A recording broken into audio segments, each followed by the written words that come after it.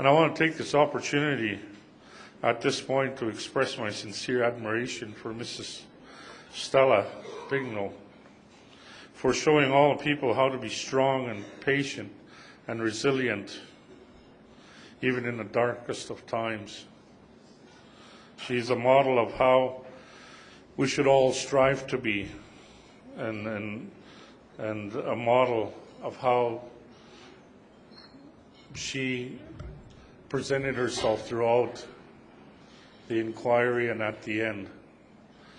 And I have my deep admiration for that strength that she has. Which the recommendation from the Stonechild inquiry are also not meant to act as a cure-all for all ills of the policing system in Saskatoon or elsewhere. These recommendations offer ways to create a better and more respectful institutional environment when First Nations and Métis people come into conflict with the law. Key among these recommendations are the cultural sensitivity training for police officers and a need to recruit more First Nations and Métis police officers, a more accommodating complaints procedure.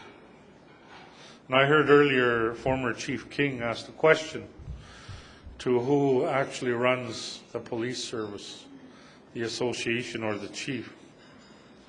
And I personally believe the best way to create and produce cross-cultural sensitivity training is to work side by side beside First Nations or non-First Nations people in a system. And I hope that in order to do that, recruitment will be accelerated and that those conflicts between the police and our people will not be as high. And I say that I come from Prince Albert, and we did a major inquiry there with the system during a time a trapper was coming into a store and got shot for no reason at all. And the inquiry tied not only the system but many people together in the city of PA. Still today, at a population of 30 to 45% Aboriginal in PA, the reflection on a police force is not even close on the population. So we need to address that in the next little while. RCMP has been very successful in recruiting First Nations people and other police forces, so all of us collectively need to support our police service and trying to recruit our people into the system.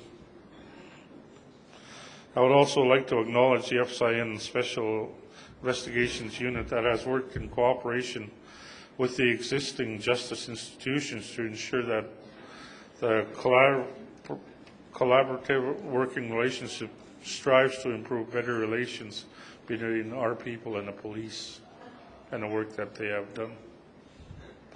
Again, as with the recommendations of the Justice Reform Commission, a direct link needs to be made with the local communities, both on and off reserve. Tribal councils are able to fill the void and create linkages between these institutions and the First Nations communities. This is a very important role, and I'm confident that they can meet any of the challenge. One example is Saskatoon Tribal Council is involved with the Police Advisory Group that will work with Saskatoon Police Service to provide more effective services. We have First Nations members that are part of the Board of Police Commissioners, and I see one of them sitting here. I've been a member of the one in Prince Albert before, and also with the Saskatchewan Police Commission. So that those roles and the language that needs to happen in those commissions, the issues that need to be forward, must continue, and participation in those commissions. The FSIN is ready to facilitate and coordinate such initiatives and will continue to act on matters of provincial-wide First Nations concern in the area of justice, as we have done in First Nations and Métis Justice Commission inquiries and Stonechild inquiry. For the future, as I have stated before, a lot of the recommendations contained in both commission and inquiry are not new. They've been made before in other commissions and inquiries. They've been made before in many conferences of justice.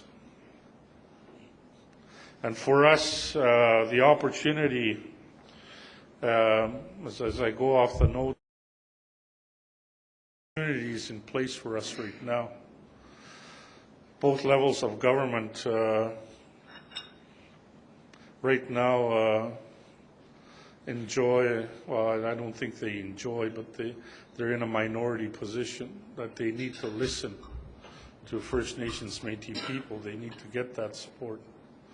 And if you can get the intention of lawmakers, policymakers, then your issues will be heard in a much greater detail than they have. And right now, the window of opportunities is in effect. I urge both federal and provincial levels of government to work cooperatively with First Nations to implement some or all of these recommendations. Implement all of them. First Nations government must be included to ensure that any initiatives considered by either level of government are appropriate and, more importantly, practical to ensure a measure of success. This means that they need to work with First Nations to develop appropriate local community initiatives that will be tailored to fit that community. Programs that will fit that community, not a general cookie-cutter approach, is not appropriate. First Nations, and I can only speak for First Nations, are a very patient people. However, this patience is beginning to wear thin with the absence of any specific targeted programs to make lives of First Nations people better, regardless where they live, whether it's on or off reserve. And it's not to say that First Nations government have no responsibility over assisting with the objective of improving socioeconomic conditions of First Nations communities. We have a huge responsibility. And we're reminded of it every time we attend meetings with community members, both on and off reserve. However, we cannot do this alone. It's a shared responsibility that must involve Saskatchewan and Canada. And the future of Saskatchewan and Canada requires this. And when I speak on going to the meetings and listening to our membership both on and off reserve, they certainly do have a need, and unfortunately in a system and in society, the most vulnerable are the ones that are taken advantage of. And you see that in the conditions where our people live. And that must change. And those recommendations have been there for quite some time to change. And I rely a little bit on these roundtables that have been set up in the past while by the Prime Minister into looking and addressing a good quality way of life for our people. An inclusion process that's in place as well for being able to voice that. Not only we're sitting in a ballroom together with all levels of government, but all of Canada is watching as well through video, through television.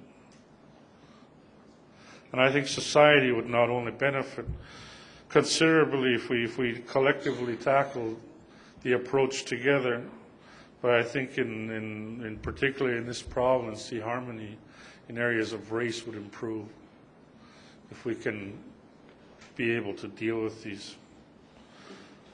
Gusomom stay o tiet nigan at skiw na stio. Do tim tigma tagami muako utsto. Yoy kami no tiet nigan ni riski tamagutsto gidano pugo. Kagaskiw no. Katawa matso into sita to tim no utsik twasim sno ko aguma. Yoy iga tapagit na ga suewag ugimawag. ki go te maskame goa go ga to i tama goa go i tisip matsia mo da osimisia go ma gida no ki tama o ma ita go to te ago tu do ma ko si to ska na ko i ti una. So once again, I thank you for the opportunity to give this address, and I thank you for the people that have brought this together, particularly in this time of need, this time and area. The inquiries and commissions are still fresh on our mind, and in order to solve, like I said earlier, we need to have that political will from levels of government. And in order to make that political will be present, we need to make sure that those lawmakers and those policy makers that are present or that are in power have to hear us. If they don't, we change them. And that's the power that we have in Saskatchewan, if we're collective. And that's a need that we need to do, particularly when we look at our demographics and how they're coming up, particularly when we look at 50% of our youth under 20 years old. How are we going to build that infrastructure, both social, economically, collectively, and together to prepare them for the workforce? When you prepare people for the workforce, when you find the economic opportunity, it takes away from the criminal element that causes problems in society. So with that, I thank you very much. I thank you for the opportunity, and I wish you all a very successful conference. Hai hai.